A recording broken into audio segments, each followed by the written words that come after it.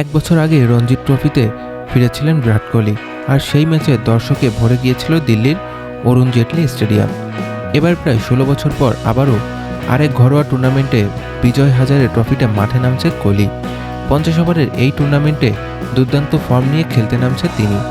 2006 সালের লিস্টে এ ক্রিকেটে অভিষেকের পর দিল্লির হয়ে খেলেছিলেন 16টি ম্যাচ, যেখানে করেছিলেন 910 রান ও 4টি সেঞ্চুরি।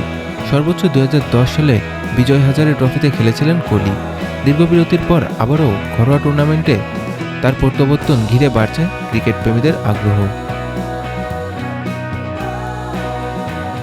ভারতের ক্রিকেটারদের বিরুদ্ধে অনৈতিক ও অখেলোয়াড় সুলভ আচরণের অভিযোগ তুলেছে পাকিস্তানি ক্রিকেট বোর্ড এবং এশিয়ান ক্রিকেটার কাউন্সিলের সভাপতি মহসিন নাকিব। দুবাই থেকে দেশে ফিরে তিনি জানান, অনূর্ধ্ব 19 এশিয়া কাপ ফাইনালে ভারতের কয়েকজন ক্রিকেটার সারাক্ষণ পাকিস্তানি খেলোয়াড়দের উত্ত্যক্ত করেছে। এই ঘটনায় আইসিসির কাছে সরাসরি অভিযোগ জানাবে পাকিস্তান। নাকিব বলেন, খেলা আর রাজনীতি আলাদা জায়গায় রাখা উচিত।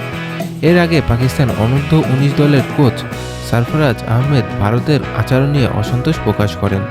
তবে চ্যাম্পিয়ন হওয়ার পরও পাকিস্তানি দল সৌন্দর্য বজায় রেখেছে। দুবাইয়ের আইসিসি একাডেমির মাঠে হওয়া ফাইনালে আগে ব্যাট করে পাকিস্তান তোলে 348 রান। জবাবে ভারত অনূর্ধ্ব 19 দল মাত্র 26 ওভার 2 বলে তোলে 156 রান করে অল আউট হয়। 191 রানের বিশাল ব্যবধানে জিতে দ্বিতীয়বারের মতো যুব এশিয়া কাপের শিরোপা জিতে নেয় পাকিস্তান।